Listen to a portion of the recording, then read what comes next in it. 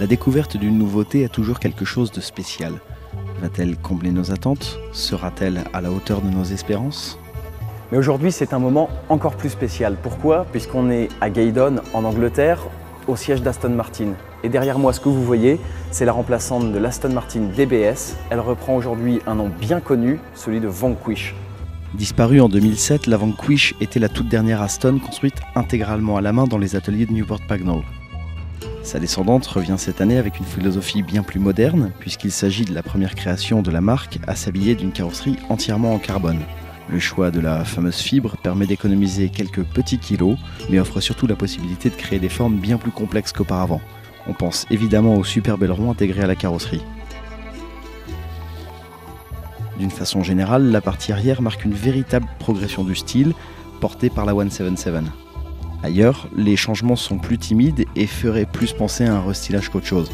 On apprécie tout de même le soin apporté aux détails des plis de carrosserie, aux éléments en carbone nus ceinturant les bas de caisse. Dans l'habitacle, offert en strict 2 places ou 2+2, le plus gros changement se trouve sur la console centrale qui adopte un système maison faisant la part belle au tactile.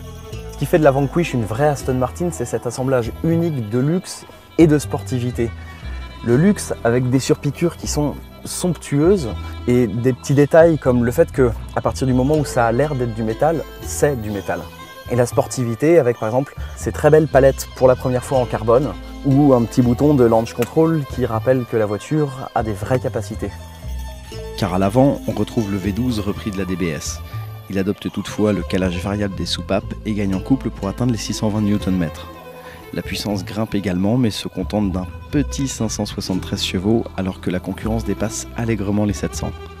Combiné à une boîte automatique à 6 rapports et aux 1739 kg de la bête, cela signifie que la Vanquish demande 4,1 secondes pour atteindre les 100 km/h et s'arrête à 295 km/h. Un peu juste pour une voiture censée dominer la gamme.